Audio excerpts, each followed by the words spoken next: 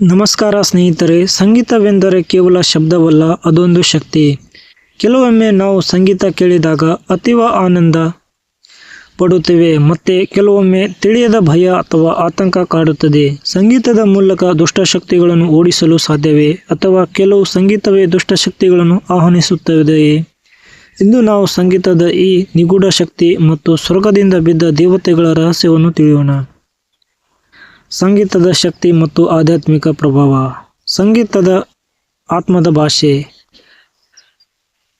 ನಮ್ಮ ಮನಸ್ಸಿನ ಮೇಲೆ ಸಂಗೀತ ನೇರ ಪ್ರಭಾವ ಬೀರುತ್ತದೆ. ಚರ್ಚ್ ಅಥವಾ ದೇವಸ್ಥಾನಗಳಲ್ಲಿ ದೈವಿಕ ಸಂಗೀತವನ್ನು ಕೇಳಿದಾಗ ನಮ್ಮೊಳಗಿನ ನಕಾರಾತ್ಮಕ ಶಕ್ತಿಗಳು ದೂರವಾಗಿ ಶಾಂತಿ ನೆಲೆಸುತ್ತದೆ. ದುಷ್ಟ ಶಕ್ತಿಗಳ ಪ್ರವೇಶ. ಕಡಿಮೆ ಕಂಪನ ಇರುವ ಅಥವಾ ಹಿಂಸೆಯನ್ನು ಪ್ರಚೋದಿಸುವ ಸಂಗೀತವು ಮನುಷ್ಯನ ಮನಸ್ಸನ್ನು ದುರ್ಬಲಗೊಳಿಸುತ್ತದೆ. ಆಧ್ಯಾತ್ಮಿಕ ನಂಬಿಕೆಗಳ ಪ್ರಕಾರ ಇಂತಹ ಕ್ಷಣಗಳಲ್ಲಿ ದುಷ್ಟಶಕ್ತಿಗಳು ಮನುಷ್ಯನ ಮೇಲೆ ಪ್ರಭಾವ ಬೀರಲು ಸುಲಭವಾಗುತ್ತದೆ. ಚರ್ಚ್ ಸಂಗೀತದ ಪ್ರಭಾವ. ಚರ್ಚ್ಗಳಲ್ಲಿ ಹಾಡುವ ಸ್ತೋತ್ರಗಳು ಅಥವಾ ಗಾಯನಗಳು ಪವಿತ್ರ ಭಾವನೆಯನ್ನು ತುಂಬುತ್ತವೆ. ಇವು ಆತ್ಮವನ್ನು ಶುದ್ಧೀಕರಿಸುವ ಮೂಲಕ ದುಷ್ಟಶಕ್ತಿಗಳಿಂದ ಮುಕ್ತಿಯನ್ನು ನೀಡುತ್ತವೆ ಎಂದು ನಂಬಲಾಗಿದೆ. ಲೂಸಿಫರ್ ಯಾರು? ಲೂಸಿಫರ್ನ ಹಿನ್ನೆಲೆ. ಬೈಬಲ್ ಮತ್ತು ಕ್ರಿಶ್ಚಿಯನ್ ಧರ್ಮಗ್ರಂಥಗಳ ಪ್ರಕಾರ ಲೂಸಿಫರ್ ಎಂದರೆ ಬೆಳಕನ್ನು ಹೊತ್ತವನು ಎಂದರ್ಥ. ಅವನು ದೇವರಿಂದ ಸೃಷ್ಟಿಸಲ್ಪಟ್ಟ ಅತ್ಯಂತ ಸುಂದರ ಮತ್ತು ಶಕ್ತಿಯುತ ದೇವದೂತನಾಗಿದ್ದ. ಸಂಗೀತದ ಅಧಿಪತಿ. ಲೂಸಿಫರ್ ಕೇವಲ ಸುಂದರವಾಗಿರಲಿಲ್ಲ, ಅವನ ದೇಹದಲ್ಲೇ ಸಂಗೀತದ ವಾದ್ಯಗಳಿದ್ದವು ಎಂದು ಕೆಲವು ವ್ಯಾಖ್ಯಾನಗಳು ಹೇಳುತ್ತವೆ. ಅವನು ಸ್ವರ್ಗದ ಮುಖ್ಯ ಗಾಯಕನಾಗಿದ್ದ. ದೇವತೆಗಳ ಪತನ ಮತ್ತು ಯುದ್ಧ. ಅಹಂಕಾರದ ಪತನ. ತನ್ನ ಸೌಂದರ್ಯ ಮತ್ತು ಶಕ್ತಿಯ ಬಗ್ಗೆ ಲೂಸಿಫರ್ ಅಹಂಕಾರ ಪಟ್ಟನು. ನಾನು ದೇವರಿಗಿಂತ ಮಿಗಿಲಾಗಬೇಕು ಎಂಬ ಹಂಬಲ ಅವನ ಅವನತಿಗೆ ಕಾರಣವಾಯಿತು. ಯಾವ ದೇವತೆಗಳು ಭೂಮಿಗೆ ಬಿದ್ದರೂ ಲೂಸಿಫರ್ ಒಬ್ಬನೇ ಬೀಳಲಿಲ್ಲ. ಅವನು ದೇವರಿಗೆ ವಿರುದ್ಧವಾಗಿ ದಂಗೆ ಎದ್ದಾಗ ಸ್ವರ್ಗದ 1/3 ದೇವದೂತರು ಅವನನ್ನು ಬೆಂಬಲಿಸಿದರು. ಇವರನ್ನೇ ನಾವು ಬಿದ್ದ ದೇವತೆಗಳು ಅಥವಾ ದುಷ್ಟಶಕ್ತಿಗಳು ಎಂದು ಕರೆಯುತ್ತೇವೆ. ಸ್ವರ್ಗದಲ್ಲಿ ನಡೆದ ಮಹಾಯುದ್ಧ. ಮಿಕಾಯಲ್ ಮತ್ತು ಲೂಸಿಫರ್ ನಡುವೆ ಭೀಕರ ಯುದ್ಧ ನಡೆಯಿತು.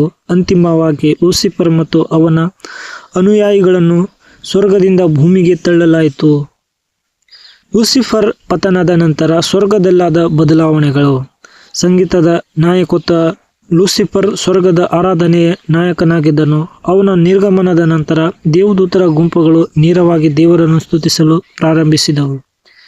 ಪವಿತ್ರತೆಯ ಪುನರಸ್ಥಾಪನೆ. ಸ್ವರ್ಗದಲ್ಲಿ ಯಾವುದೇ ರೀತಿಯ ಅಹಂಕಾರ ಅಥವಾ ಪಾಪಕ್ಕೆ ಅವಕಾಶವಿಲ್ಲ ಎಂಬುದು ಸಾಬೀತಾಯಿತು. ಲೂಸಿಫರ್ ಬಿಟ್ಟು ಹೋದ ಜಾಗವನ್ನು ನಂಬಿಗಸ್ತ ದೇವದೂತರು ತುಂಬಿದರು. ಭೂಮಿಯ ಮೇಲೆ ಪ್ರಭಾವ. ಸ್ವರ್ಗದಿಂದ ಹೊರ ಹಾಕಲ್ಪಟ್ಟ ಲೂಸಿಫರ್ ಸೈತಾನನಾಗಿ ಬದಲಾಗಿ ಮಾನವರನ್ನು ದಾರಿ ತಪ್ಪಿಸಲು ಸಂಗೀತ ಮತ್ತು ಇತರ ಮಾಧ್ಯಮಗಳನ್ನು ಬಳಸತೊಡಗಿದನು ಎಂಬುದು ಆಧ್ಯಾತ್ಮಿಕ ನಂಬಿಕೆ. ಸಾರಾಂಶ. ಸಂಗೀತ ಒಂದು ದೈವಿಕ ವರ, ಆದರೆ ಅದನ್ನು ನಾವು ಹೇಗೆ ಬಳಸುತ್ತೇವೆ ಎಂಬುದು ಮುಖ್ಯ. ಲೂಸಿಫರ್ ತನ್ನ ಸಂಗೀತದ ಶಕ್ತಿಯನ್ನು ಅಹಂಕಾರಕ್ಕೆ ಬಳಸಿದಾಗ ವಿನಾಶವಾಯಿತು, ಆದರೆ ನಾವು ಅದೇ ಸಂಗೀತವನ್ನು ದೈವಿಕ ಪ್ರೀತಿಗಾಗಿ ಬಳಸಿದಾಗ ಅದು ನಮಗೆ ವಿಮೋಚನೆ ನೀಡುತ್ತದೆ. ಪ್ರೇಕ್ಷಕರಿಗೆ ಪ್ರಶ್ನೆ. ನಿಮ್ಮ ಜೀವನದಲ್ಲಿ ಸಂಗೀತವು ಎಂದಾದರೂ ನಿಮಗೆ ಶಾಂತಿ ನೀಡಿದೆಯೇ? ಅಥವಾ ಯಾವುದಾದರೂ ಒಂದು ಹಾಡು ನಿಮ್ಮನ್ನು ಆಧ್ಯಾತ್ಮಿಕವಾಗಿ ಬದಲಿಸಿದೆಯೇ? ಕಮೆಂಟ್ನಲ್ಲಿ ತಿಳಿಸಿ. ಈ ವಿಡಿಯೋ ಇಷ್ಟವಾದರೆ ಲೈಕ್ ಮಾಡಿ ಮತ್ತು ಇಂತಹ ಹೆಚ್ಚಿನ ಆಧ್ಯಾತ್ಮಿಕ ವಿಷಯಗಳಿಗಾಗಿ ನಮ್ಮ ಚಾನೆಲ್ ಸಬ್ಸ್ಕ್ರೈಬ್ ಮಾಡಿ. ಧನ್ಯವಾದಗಳು. ಶಾಂತಿ ಮತ್ತು ವಿಮೋಚನೆಯ ಪ್ರಾರ್ಥನೆ. ಓ ಸರ್ವಶಕ್ತನಾದ ದೇವರೇ, ನಿನ್ನ ಅಪಾರವಾದ ಪ್ರೀತಿ ಮತ್ತು ಬೆಳಕಿನಿಂದ ನಮ್ಮನ್ನು ಆವರಿಸು. ನಮ್ಮ ಮನಸ್ಸಿನಲ್ಲಿರುವ ಅಶಾಂತಿ, ಭಯ ಮತ್ತು ನಕಾರಾತ್ಮಕ ಆಲೋಚನೆಗಳನ್ನು ದೂರ ಮಾಡು. ನಮ್ಮ ಸುತ್ತಲಿರುವ ಎಲ್ಲ ಕೆಟ್ಟ ಶಕ್ತಿಗಳಿಂದ ಮತ್ತು ಅಂಧಕಾರದಿಂದ ನಮಗೆ ರಕ್ಷಣೆ ನೀಡು. ನಿನ್ನ ಪವಿತ್ರವಾದ ಸ್ವರವು ನಮ್ಮ ಆತ್ಮವನ್ನು ಶುದ್ಧೀಕರಿಸಲಿ. ನಮ್ಮ ಬದುಕು ಹಿತವಾದ ಸಂಗೀತದಂತೆ ಸುಂದರವಾಗಿರಲಿ. ನಮಗೆ ದಾರಿ ತಪ್ಪಿಸುವ ಅಹಂಕಾರವನ್ನು ದೂರವಿಟ್ಟು ಯಾವಾಗಲೂ ನಿನ್ನ ಸತ್ಯದ ಹಾದಿಯಲ್ಲಿ ನಡೆಯುವ ಶಕ್ತಿಯನ್ನು ನೀಡು. ನಮ್ಮ ಮನೆಯಲ್ಲಿ ಮತ್ತು ಮನದಲ್ಲಿ ಶಾಂತಿ ನೆಲೆಸಲಿ. ಆಮೇನ್. ಈ ವಿಡಿಯೋ ಹೇಗೆ ಅನಿಸಿತು ಕಮೆಂಟ್ ಮಾಡಿ ತಿಳಿಸಿ. ನಿಮಗೇನಾದರೂ ಪ್ರಶ್ನೆಗಳಿದ್ದರೆ ಕಮೆಂಟ್ನಲ್ಲಿ ಹೇಳಿ.